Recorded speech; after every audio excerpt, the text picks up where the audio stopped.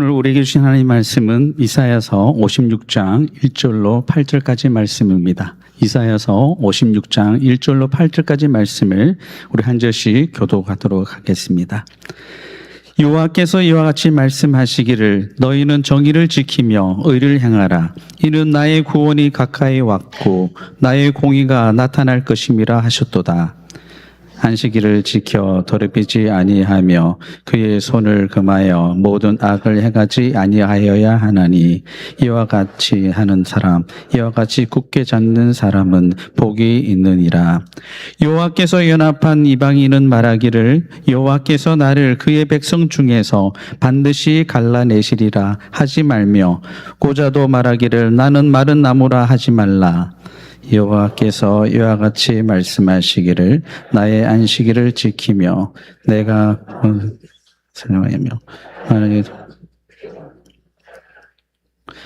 내 집에서 내 성 안에서 아들이나 딸보다 나은 기념물과 이름을 그들에게 주며 영원한 이름을 주어 끊어지지 아니하게 할 것이며 또 여호와와 연합하여 그를 섬기며 여호와의 이름을 사랑하며 그의 종이 되며 안식일을 지켜 더럽히지 아니하며 나의 언약을 굳게 지키는 이방인마다 내가 곧 그들을 나의 성산으로 인도하여 기도하는 내 집에서 그들을 기쁘게 할 것이며 그들의 번제와 희생을 나의 제단에서 기꺼이 받게 되리니 이는 내 집은 만민이 기도하는 집이라 일컬음이 될 것임이라.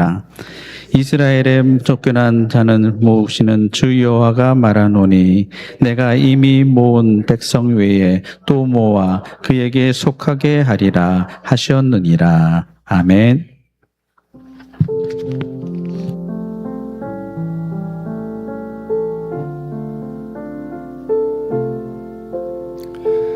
할렐루야. 오늘 주일 예배 오신 우리 모든 성도님들 축복합니다. 잘 오셨습니다. 하나님의 크신 은총이 여러분들 모두에게 임하시기를 간절히 소망합니다. 벌써 7월 첫째 주일을 맞이했습니다. 이제 후반기를 보내고 전반기를 보내고 후반기를 시작하는 이 귀한 아침, 하나님의 그 거룩하신 역사를 기대하며 나아가시는 귀한 은혜가 있기를 축원합니다. 서로를 향해서 한번 축복의 인사 나누겠습니다. 주님의 이름으로 환영합니다. 축복합니다. 네.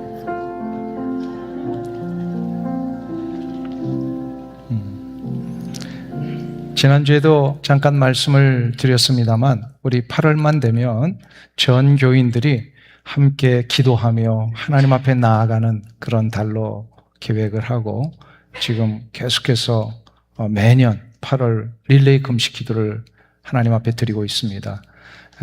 지금 많은 분들이 그 칸에 이름을 넣고 이제 기도에 동참하기로 작정해 주셔서 감사를 드리면서요.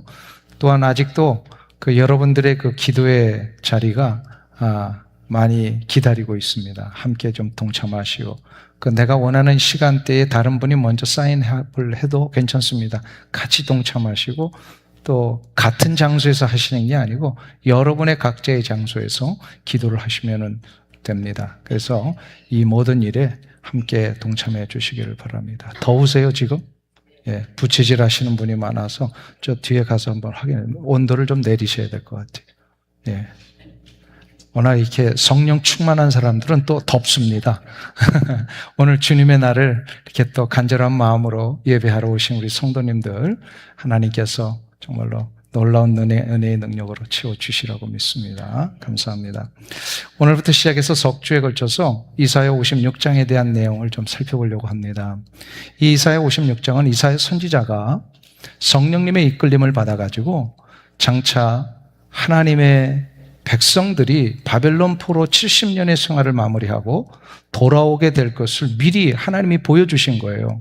그래서 그거를 보면서 하나님이 저들을 어떻게 인도해 주실지에 대한 놀라운 회복의 예언이 이 이사야 56장에 기록되어 있습니다.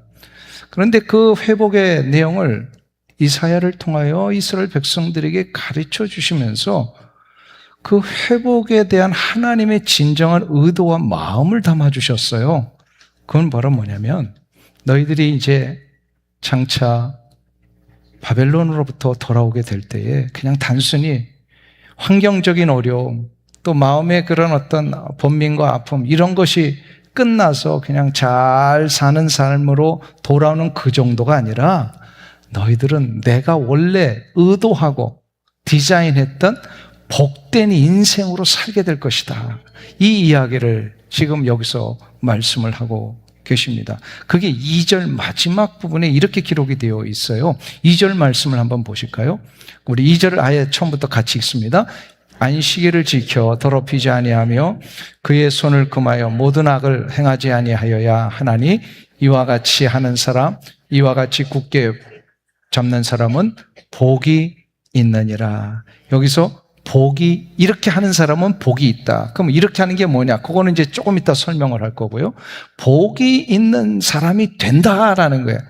그러니까는 복을 얻어서 단순히 성공과 번영과 물리적 환경이 안락해지는 이 정도의 수준을 넘어서서 근원적인 복된 인생, 하나님이 원래 보정해 주신 복된 삶을 살게 된다라고 하는 뜻이거든요. 그러면 이렇게 복된 인생이 되는 것은 어떻게 해야만 되는 것인가가 앞에 1절 전반부부터 2절 전반기까지 나오고 있습니다. 이 어떤 사람이냐? 세 가지를 우리에게 가르쳐 주고 있습니다. 첫째로, 복 있는 사람은 정의를 지키며 의를 행하는 자입니다.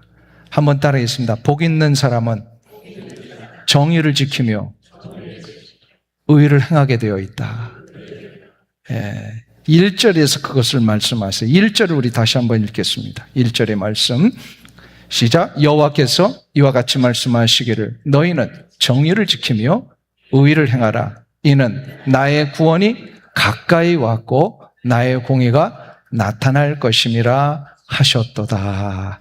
여기서 아주 중요한 순서를 가르쳐 주십니다. 이 순서가 뭐냐면요, 이는 나의 구원이 가까이 왔고 라고 하는 것을 먼저 이야기를 하십니다.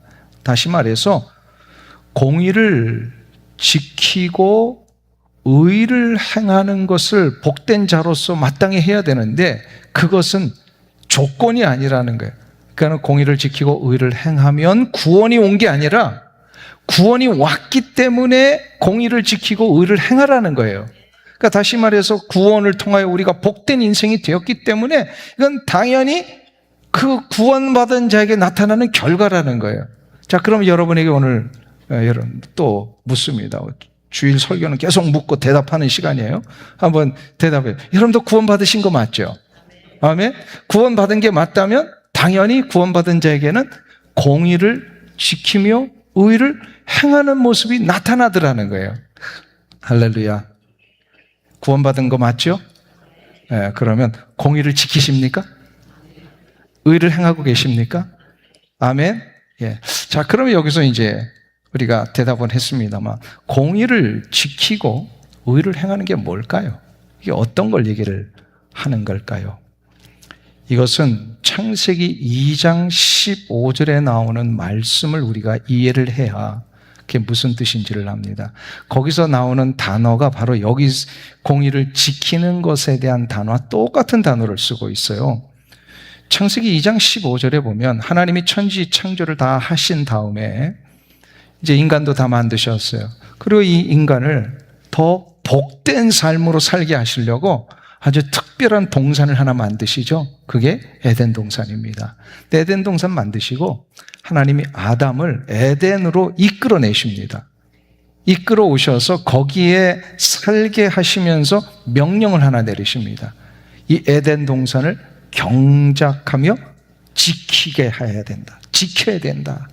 여기 올려줬네요. 같이 읽겠습니다. 여호와 하나님이 그 사람을 이끌어 에덴 동산에 두어 그것을 경작하며 지키게 하시고, 여기서 지키게 하셨어요. 그러니까 이게 무슨 얘기냐면 하나님이 모든 것을 다 만들어 놓으시고 이거 너 그대로 보존하며 지켜 살라. 이게 바로 지킨다라고 하는 그 히브리 원래 뜻이요. 이거를 정확하게 지금 이사야 56장에 그대로 갖고 오십니다. 그래서 정의를 지키는 게 바로 무슨 뜻이냐면 하나님이 만들어 놓으신 창조의 원래 질서를 그대로 보존하고 지켜내는 걸 얘기를 합니다. 그러니까 공의를 지킨다라고 하는 것은 쉽게 말하면 창조의 질서를 지켜내는 거예요. 하나님이 하라고 하신 대로 살면 되는 거예요. 너희들이 지금 정직하게 살아야 된다 하면 정직하게 사는 게 공의를 지키는 거예요. 너희들은 화평하게 살아야 된다. 그러면 하나님이 이거 만들어 놓으셨잖아요. 화평의 질서를 만들어 놓으셨기 때문에 그거 그대로 지키며 피스메이킹을 하는 거예요. 너희들은 이제 거룩하게 살아야 된다. 하나님이 만들어 놓으신 거룩의 질서, 이거를 그대로 지키며 살아야 된다. 이게 바로 공의를 지키는 거예요. 자, 그럼 다시 묻습니다. 여러분들 공의를 지키며 사십니까? 왜 자신이 없으세요? 아까 다 자신 있게 말씀하셨는데, 화평의 질서대로 살아야 되고 거룩의 질서대로 살아야 되고 정직의 질서대로 살아야 돼요. 이게 하나님이 만들어 놓으신 다 질서 아니에요. 결혼이라고 하는 것은 한 남자와 한 여자가 만나서 한 몸을 이루는 것입니다. 맞습니까? 이 결혼에 하나님이 창세 때부터 만들어 놓으신 창조의 질서예요. 그러니까 우리는 지금 창조의 질서를 지키고 있는 거 맞아요, 틀려요? 맞잖아요. 맞잖아요. 결혼은 한 남자와 한 여자가 만난 거잖아요. 동성연애는 결혼의 질서를 파괴하는 겁니다. 그러니까 동성연애를 따른다라고 하는 것은 공의를 지키지 않는 거예요. 하나님이 만들어 놓으신 원래의 이 질서, 이거를 그대로 지키며 사는 것, 이게 바로 창조의 질서고 바로 이게 공의의 질서입니다. 그러면 의를 지킨다라고 하는 것은 뭡니까? 의를 행한다라고 하는 것은 이거는 하나님과 나 사이의 인격적인 또 언약적인 관계 속에서 하나님과의 늘 통치하심을 받는 삶을 얘기를 합니다. 그러니까 다시 말해서 여러분은 하나님과 늘 매일의 삶에서 교제가 이루어지십니까? 아멘? 하나님과 대화를 하세요? 기도하시잖아요. 오늘도 아침에 오셔가지고 기도로 시작하고 예배를 시작했잖아요. 이 하나님과의 영적인 교제가 있는 자만이 그 기도가 의미가 있었던 거예요. 그렇죠? 그러니까 하나님, 내가 오늘 주님 앞에 섭니다. 나를 받으세요. 이 기도 하셨잖아요. 그러면 하나님과의 영적인 교제가 있으신 거예요. 그 영적인 교제가 있는 자는 바로 하나님의 간섭과 통치를 받고 있다라는 증거이기 때문에 바로 의를 행한다는 것은 이 통치를 받고 있음을 보여주는 겁니다. 아멘? 그러니까 여러분은 하나님의 의를 행하며 사시는 거 맞죠? 예, 그게 바로 오늘 1절에 나오는 정의를 지키며 의를 행하는 겁니다. 그렇게 되면 우리는 하나님이 만들어 놓으신 이 정직의 삶, 의로운 삶, 화평의 삶, 거룩의 삶을 자연스럽게 하게 돼 있어요. 억지로 하는 게 아니라. 왜요? 나는 하나님의 통치를 받고 있는 거니까. 자연스럽게. 제가 아주 오래전입니다. 한국에서 이제 이민 오기 전에 아직도 그 기억이 나는 일이 하나 있었어요. 제가 섬겼던 교회가 이 시장, 그렇게 작은 재래시장을 지나야만 이렇게 갈 수 있는 교회였어요. 그 교회에서 섬기시던 그런 한 권사님이 계셨는데, 이 권사님은 그 시장에서 조그만 좌판을 놓고 조그맣게 행상을 하시는 그런 권사님이셨는데, 그날 벌어서 그날 먹고 사시는 아주 소박한 삶을 사셨던 이분이요, 하루는 손님이 물건을 사갔는데 그 값보다 훨씬 더 많은 돈을 그냥 자기도 모르는 사이에 놓고 가신 거예요. 그러니까 이제 그 실수가 있었던 거죠. 그래서 이렇게 계산을 해보니까 손님은 가고 이 돈은 너무 많이 들어온 거예요. 그래서 이 권사님이요, 너무 돈이 많으니까 뭐 하루 매상 이상의 돈이 들어왔던 걸로 알고 있어요. 그래서 이 며칠을 수소문하면서 그 손님을 찾기를 시작을 합니다. 근데 뭐 누군지를 알 길이 없잖아요. 그러니까 이 권사님이 안타까운 마음을 꼭 찾아야 된다 하니까 옆에 있는 그 분들이 그런 얘기를 하더래요. 그거 어떻게 찾냐고. 그냥 운이 좋았으니까 그냥 당신이 그냥 소유하라. 이렇게 이제 사람들이 얘기를 했답니다. 이때 이 권사님이요, 조용히 이런 얘기를 하셨습니다. 내 셈은, 나의 계산은 이미 예수님께서 십자가에서 다 치러 주셨는데 내가 무엇이 아쉬워가지고 남의 것을 손에 쥐겠는가? 그러시면서 이거는 내 돈이 아니라는 거예요. 이건 반드시 그 주인에게 돌려줘야 된다고 얘기를 합니다. 그래서 결국 그분이요 찾으셨어요. 그래서 그걸 돌려주셨어요. 제가 정말 수십 년 전의 일이지만 아직도 기억에 남습니다. 이게 복 있는 사람의 모습이구나. 바로 공의를 지키며 의를 행하는 자의 모습이구나. 왜요? 우리는 없어서 바등바등 되는 자가 아니라 이미 나의 인생 자체가 값없이 계산을 하나님이 치러주셔가지고 죽음에서 생명의 자리로 옮겨진 자들이잖아요. 이미 나의 생명이 한 번 더 연장된 거예요. 할렐루야. 죽을 수밖에 없었던 인생이었는데 새로운 생명의 인생으로 바꿔주셨다는 이 자체만으로도 우리는 아쉬울 게 없는 자들입니다. 그러니까 내가 그런 인생인데 이미 내가 그런 복을 받은 자인데 내가 어찌 하나님의 그 원래 만들어 놓으신 질서를 어찌 안 지킬 수가 있겠습니까? 할렐루야. 사랑하는 성도님 여러분, 여러분은 이미 하나님의 구원의 복을 받으신 줄로 믿습니다. 이미 복을 받은 자들이에요. 그러니까 받은 자에게는 뭐가 있어요? 받은 자의 증거가 있습니다. 받은 자의 증거. 그래서 구원받은 자는 그 구원받은 자의 모습으로 증명이 됩니다. 주님께서 산상수훈에서 그 얘기를 하시죠. 그 사람을 알려면 뭘 보면 된다? 그의 열매를 보면 한다. 그런 말씀하셔요. 그의 열매를, 그들의 열매로 그들을 알지니. 그들의 열매로 그들을 알지니. 할렐루야. 여러분이 공의를 지키고 의를 행하는 모습을 보면 분명히 하나님 앞에 구원받은 백성임에 틀림이 없습니다. 이분 좀 봐주세요. 이분이 구원받은 자 맞죠? 아무도 인정을 안 하셔. 옆에 있는 분을 좀 봐주세요. 이분 구원받은 분 맞죠? 예, 뭐를 보면 안다고요? 뭘 보면 안다고요? 하나님이 정해놓으신 질서를 지키고 있는지를 보면 하는 거예요. 예, 저는 아직까지도 동성연애를 이해를 못합니다. 이해를 못하는 게 아니라 이건 하나님이 만드신 질서에 반하는 것이에요. 아무리 인격과 인권과 모든 사람에 대한 개인의 성향을 많이 동원해서 이야기를 한다 할지라도 저는 아직도 이해가 안 됩니다. 이건 질서, 하나님이 만들어 놓으신 질서가 아니거든요. 그렇기 때문에 우리는 언제나 하나님의 창조의 질서를 보존하며 살아야 합니다. 자, 그러면 두 번째로 복 있는 사람은 어떤 모습이냐? 안식일을 지켜서 더럽히지 않는 사람입니다. 한번 따라하겠습니다. 복 있는 사람은 안식일을 지켜 더럽히지 않는다. 하나님께서 2절에서 복 있는 사람을 이렇게 말씀하셨어요. 안식일을 지켜 더럽히지 아니하며. 2절을 다시 한번 읽으실까요? 같이 한 목소리로 봉독합니다. 안식일을 지켜 더럽히지 아니하며 그의 손을 금하여 모든 악을 행하지 아니하여야 하나니. 이와 같이 하는 사람, 이와 같이 굳게 잡는 사람은 복이 있느니라. 안식일이 굉장히 중요함을 또 강조하십니다. 복 있는 사람은 안식일을 지킨다. 근데 안식일을 지키는 것이 특별히 더럽히지 않아야 된다.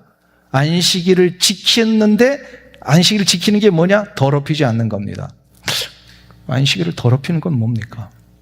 더럽다, 더럽히다라고 하는 것을 우리는 자칫 우리의 그냥 생각의 기준으로 얘기하면 오염물을 이렇게 뭐랄까 오물로 묻혀서 더럽히는 거, 오염시키는 거, 이런 생각을 하고 있습니다. 근데 성경에서 더럽히지 말라고 하는 것은 그게 아니라 구별해 놓은 것을 그냥 평범하게 만들지 말라, 그런 뜻이에요.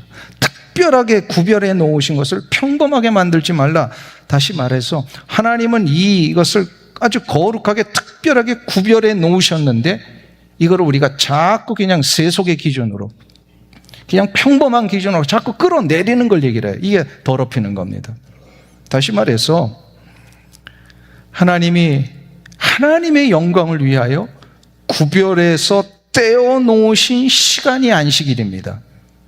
그런데 이거를 도로 우리는 평범한 시간으로 만들어내는 거. 일주일에 이 안식일은 하나님이 구별해내신 시간이에요. 그런데 이거를 그냥 일주일에 그냥 똑같은 시간으로 여기고 그냥 쉬는 시간으로만 여기고 공휴일로만 여기는 거, 이게 바로 더럽히는 거예요. 그런 날이 아니에요. 주일은 안식일은 그냥 공휴일이 아닙니다. 이거는 하나님의 영광을 위하여 우리 인생들에게 구별하여 주신 날입니다. 여기에 참 놀라운 비밀이 있어요. 성경에서 무언가를 처음 거룩하게 구별해 주신 것이 뭔지 아세요? 하나님이 여러 성경 속에 보면 여러 많은 구별된 것들을 이제 정해 주셨어요. 성전도 구별해 주셨고, 제사장도 구별해 주셨고, 약속의 땅도 구별해 주셨고, 많은 구별된 것들이 있습니다. 그러나 이보다 가장 먼저 구별해 주신 것이 창세기 2장 3절에 나와요. 이게 최초에 구별해 주신 겁니다. 같이 읽겠습니다. 하나님이 그 일곱째 날을 복되게 하사 거룩하게 하셨으니 이는 하나님이 그 창조하시며 만드시던 모든 일을 마치시고 그날에 안식하셨음이니라. 이 말씀 자세히 보세요. 하나님이 뭘 거룩하게 구별하셨다고요? 일곱째 날입니다. 날이 뭐예요? 이 시간을 얘기를 해요. 성경에서 가장 먼저 거룩해진 것은요, 어떤 장소도 아니고요, 어떤 사람도 아니고, 어떤 물건도 아니라 바로 시간이었습니다. 그 시간 중에 어떤 시간이요? 일주일 중에 7일째 되는 안식일을 거룩하게 구별하셨습니다. 그래서 이 안식일이라고 하는 것은요, 이 세상에서 가장 오래되고 최초의 거룩의 대상입니다. 그런데 이렇게 하나님이 창조의 질서 속에 거룩하게 만들어 놓으신 것을 자꾸 속된 시간으로, 세속적인 시간으로 만들어 버리는 것, 이것이 바로 하나님의 거룩을 헐어버리는 일입니다. 그 안식일을 우리가 그냥 하찮게 여기는 건요, 하나님이 만들어 놓으신 창조의 질서를 무너뜨리는 거예요. 하나님께서 그러면 왜 이 시간을 가장 최초에 거룩하게 구별하셨을까요? 다른 많은 것들도 있으실 때 왜 시간을 특별히 구별하셨을까요? 그것은 하나님께서 우리에게 자비하심과 은혜를 베푸시기 위함이셨어요. 세상에서 가장 가난한 사람도, 이름 없는 나그네도, 아무것도 가진 것이 없는 사람도 가진 자와 높은 자와 힘 있는 자와 똑같이 소유하는 것이 바로 시간입니다. 성전을 건물을 가지고 있으면요, 이스라엘 백성들 보면서 그 예루살렘 성전에 막 집착해가지고 그것만이 거룩하다 그러고 이 성전을 가지고 있지 못한 자들을 다 그냥 무시하고 그랬잖아요. 성전 건물만 가지고 있으면 다 거룩할 수 있다고 생각을 했어요. 제사장이 있어야만 제사의 거룩에 동참할 수 있다고 생각했어요. 거룩한 땅, 가나안 땅을 가진 자만이 거룩한 백성이 될 수 있다라고 생각을 했습니다. 그러나 하나님은 그걸 의도하신 게 아니에요. 그래서 이미 창세 때부터 시간을 임금이나 종이나 본토인이나 이민자에게 똑같이 매 7일마다 한 번씩 모든 인생들이 다 누리게 하십니다. 이게 바로 안식일이에요. 그래서 안식일을 지킨다라고 하는 것은 내가 하나님의 복을 받는 자라고 하는 뜻이고 하나님에게 속한 자라는 뜻입니다. 왜 그런지 아세요? 안식일을 지키는 게 하나님의 속한 자라는 뜻이 왜 그런지 아세요? 출애굽기 31장 13절에 그 말씀을 주십니다. 우리 같이 봉독하겠습니다. 너는 이스라엘 자손에게 말하여 이르기를 너희는 나의 안식일을 지키라. 이는 나와 너희 사이에 너희 대대의 표징이니 나는 너희를 거룩하게 하는 여호와인 줄 너희가 알게 하려 함이라. 하나님께서 모세를 통하여 이스라엘 백성들에게 이제 안식일을 제정을 계속해서 다시금 강조하시는데 이 안식일 지켜야 된다. 거룩하게 구별해야 된다. 왜 그럴까요? 이게 뭐라고요? 나와 너희 사이에 대대의 표징이 되게 하시기 위한. 표징이 무슨 뜻이죠? 표징이라고 하는 것은 정확하게 내가 누구에게 속했는지를 드러내는 그것을 얘기를 합니다. 내가 누구에게 속했는지를 드러내는. 예를 들어서 이런 겁니다. 결혼을 하면 신랑과 신부는 반드시 뭘 교환을 하죠? 반지를 교환을 합니다. 왜 반지를 교환하죠? 근데 반지를 자기가 낍니까? 아니죠. 내가 가지고 있는 반지를 신랑은 신부에게 끼워주고 신부는 신랑에게 끼워준다. 왜 그럴까요? 하도 결혼한 지 오래되셔가지고 잘 잊어버리셨죠. 왜 그런지 의미가 있어요.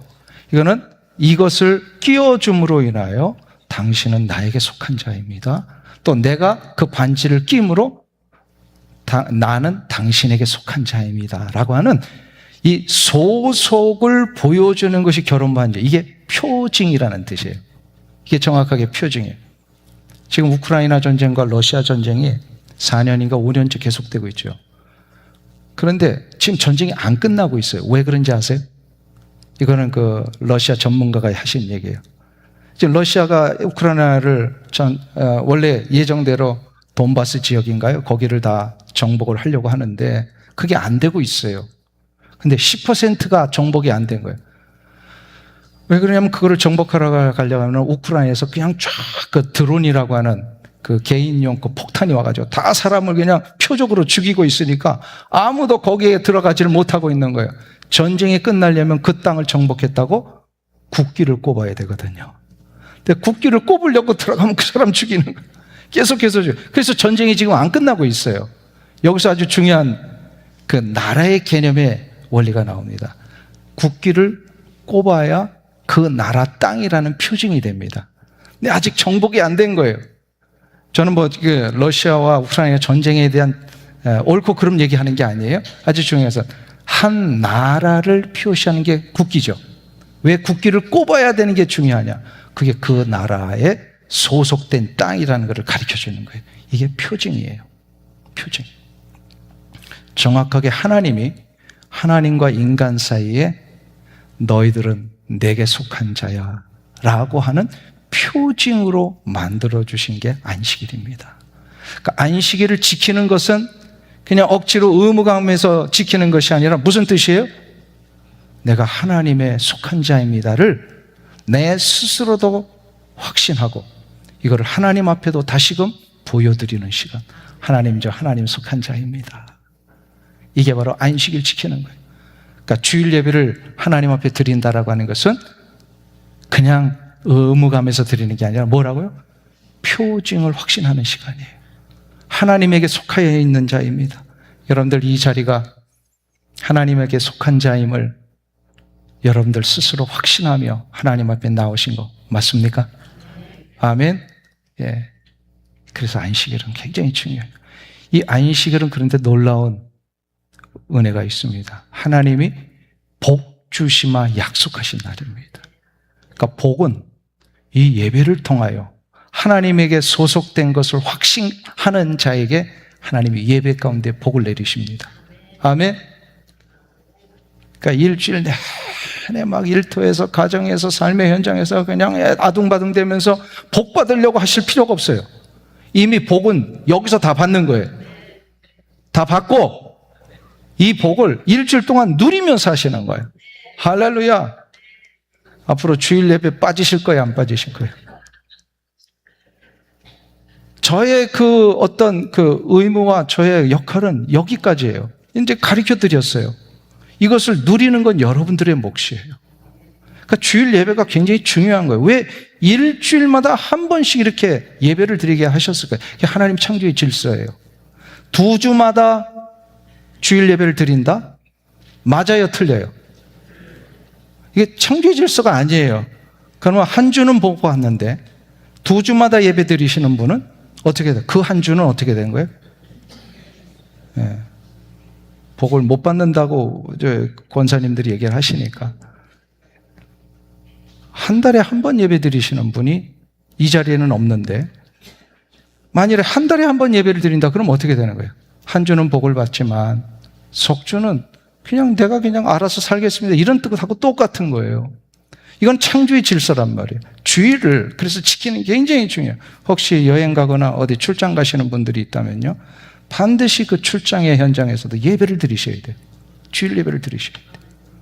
그래서 가급적이면 이 주일 예배 시간을 피해서 비행기 타는 것도 좀 잘 조정하시고, 그래서 예배를 꼭 드려요, 주일. 왜요? 그날은, 주일 예배는 뭐 하는 날이에요? 내가 하나님 앞에 속하여 있음을 나도 하나님 앞에 컨펌 받는 시간이면서 동시에 복을 받는 시간입니다. 할렐루야. 여러분들 모두가 다 매 주일마다 이 복을 누리며 사시길 주 이름으로 축원합니다. 네, 마지막 세 번째로 복 있는 사람은 하나님의 언약을 굳게 잡는 사람입니다. 한번 따라하겠습니다. 복 있는 사람은 하나님의 언약을 굳게 잡아야 한다. 굳게 잡아야 합니다. 오늘 본문 1절과 2절에서 계속해서 정의를 지키고 의를 행하는 것, 또 안식일을 구별하여 지켜서 하나님의 복을 얻는 이 삶의 가장 근원적인 뿌리가 하나 나옵니다. 1절을 어떻게 보세요. 어떻게 시작하시죠? 여호와께서 이와 같이 말씀하시기를. 그리고 2절은 어떻게 끝납니까? 이와 같이 굳게 잡는 사람은 복이 있느니라. 이게 무슨 얘기일까요? 복된 인생, 복을 누리는 삶은요, 하나님의 말씀하신 언약으로 그 복의 문이 열리고, 그리고 그 언약을 굳게 붙들고 삶으로 그 복된 인생들이 계속해서 유지된다라는 뜻이에요. 그러니까 정의도 의로움도 안식일도 복이 되는 유일한 근거는 하나님이 그렇게 언약 가운데 약속하셨기 때문이에요. 그래서 말씀을 붙들고 사는 게 굉장히 중요해요. 말씀을 붙드는 것이 복받는 인생이, 여기서 굳게 잡으라고 합니다. 느슨하게 잡으면 안 됩니다. 잡았다가 필요하면 내려놓고 또 다시 잡고, 오늘은 좀 힘들고 그러니까 말씀 붙들고, 그 모든 문제 해결됐으니까 좀 말씀 또 느슨해지고, 그러면 된다 안 된다? 안 됩니다. 안 돼요. 세상 사람들이 쓰는 말이 있어요. 고생 끝? 예? 뭐라고요? 예. 고생 끝 행복 시작. 고생일 때는 말씀 붙들고 기도 생활 하니만 이제 행복이 딱 시작이 되면 또 이제 말씀이 등한시되고, 이러면 안 되는 거예요. 왜요? 모든 복은 말씀으로 시작되며 말씀으로 계속해서 유지가 됩니다. 그러니까 복을 받고 나서 말씀을 느슨하게 붙들면 너 한번 그래, 한번 가봐라. 그게 잘 되는지 그러신단 말이에요. 그러니까 복을 계속해서 붙들어야 되는데 그 복을 붙드는 방법은 뭐라고요? 말씀을 붙드는 거예요. 말씀을 붙들어. 끝까지 붙들어야 합니다. 근데 이제 이런 의문이 일어나실 수 있습니다. 내가 좀 붙들고 싶은데 내가 연약해서 이게 잘 붙들어지지가 않습니다 하시는 분들이 있어요. 왜 그럴까요? 나의 힘으로만 붙들려고 한답니다. 하기 때문입니다. 근데 하나님께서는 그렇게 말씀하시지 않으셨어요. 이사야 41장에 보면 그 유명한 13절에서 이미 하나님이 우리를 붙들고 계심을 약속을 하셨습니다. 같이 읽겠습니다. 이는 나 여호와 너의 하나님이 내 오른손을 붙들고 내게 이르기를 두려워하지 말라. 내가 너를 도우리라 할 것이니라. 두려워하지 말라 그랬어요. 나의 연약함 때문에 주저하지 말라는 거예요. 그럼 뭐라고요? 내가 너를 도우리라. 근데 어떻게 도우셔? 내가 나의 오른손으로 너를 붙들고 있겠다. 믿으세요? 하나님이 나를 붙들고 계시는 거예요. 그 붙드심 앞에 우리가 전적으로 어떻게 하는 거예요? 맡기는 거예요. 이게 바로 우리가 하나님을 붙드는 겁니다. 그래서 오늘 본문 56장에 보면은요, 우리가 그 언약을 붙든다라고 하는 것은 그 언약을 굳게 붙들 수 있는 이유가 하나님이 우리를 먼저 붙들고 계시기 때문입니다. 이게 이사야서에 관통하고 있는 아주 중요한 주제 중에 하나입니다. 우리가 우리의 그 악의의 힘을 가지고 그냥 붙드는 게 아니란 말이에요. 하나님이 나를 이렇게 딱 붙들어 주시니까 붙들림을 받아서 우리가 전적으로 거기에 그냥 맡기고 잠기는 거예요. 이게 바로 말씀의 붙들림을 받는 삶입니다. 이게 유대인들도요, 이 고민이 있었어요. 그렇게 율법 많이 읽고 그렇게 토라를 가지고 많이 암송을 하면서 그 율법대로 살려고 하는데 이게 잘 되지 않잖아요. 우리 인간의 연약함 때문에 안 돼. 그래서 어떤 그 율법사의 한 제자가 이 고민을 자기 스승에게 가지고 왔답니다. 그러니까 유대인들 사이에 내려오는 아주 유명한 일화입니다. 그러니까 이 랍비가 이걸 어떻게 깨우칠까 그러다가 한 가지 심부름을 시킵니다. 저기 가가지고 이렇게 밑에 금이 가서 구멍이 좀 뚫려 있는 저 빈 항아리를 하나 가져와라. 그래서 가져왔어요. 가져왔더니 이걸 들고 가서 저 냇가에서 물을 거기에 담아가지고 나에게 가져와라. 그래서 이제 제자가 스승이 시키니까 그거를 들고 물을 담아서 옵니다. 오는 도중에 밑에 구멍도 나 있고 금이 갔으니까 어떻게 돼요? 줄줄줄줄 새는 거예요. 스승 앞에 오니까 이게 다 없어져 버렸어요. 물이. 그래서 스승이 다시 얘기합니다. 다시 가서 물 떠와라. 또 다 없어지는 거예요. 그러니까 이 제자가 도대체 할 수가 없습니다. 그래? 하는 방법이 있어. 너의 항아리를 그 냇가에 담가버려. 그러면 그 냇가의 물이 계속해서 차면서 아무리 밑으로 흘러가도 그 항아리에는 물이 담길 거야. 정확하게 이 랍비는 물을 담는 방법을 가르쳐 준 겁니다. 아무리 우리의 연약함 때문에 우리의 이 힘이 없는 모습 때문에 붙들지 못할지라도 어떻게 하기만 하면 여기서 물이 바로 생명이요 말씀입니다. 말씀 앞에 나를 어떻게 하는 거예요? 잠기게 하는 거예요. 나를 담그면 그 말씀이 나를 가득 채워서 나를 붙듭니다. 이게 정확하게 시편 1편 2절에 나오는 말씀. 복 있는 사람은 악인의 꾀를 쫓지 아니하고 죄인의 길에 서지 아니하고 오만한 자의 자리에 앉지 아니하고 오직 여호와의 율법을 즐거워하여 그 율법을 어떻게 하는 거예요? 주야로 묵상하는 자로다. 주야로 밤낮을 가리지 아니하고 그 말씀을 되새기고 있는 이 삶. 내 가슴 속에 그 말씀이 탁 들어와서 그 말씀에 그 의지하여 오늘 하루를 살아가는 삶. 내게 오늘 아침에 묵상했던 한 구절이 오늘 하루를 사는 동안에 계속해서 내가 그거를 붙들면서 사는 삶. 이게 바로 말씀의 냇가에 내가 잠기는 겁니다. 잠기면 어떻게 한다고요? 그 말씀이 나를 채워서 붙드십니다. 이 귀한 능력이 우리 삶 가운데 일어나는 순간부터 우리는 복된 인생이 됩니다. 복 있는 사람은 여호와의 율법을 주야로 묵상하는 자로다. 할렐루야.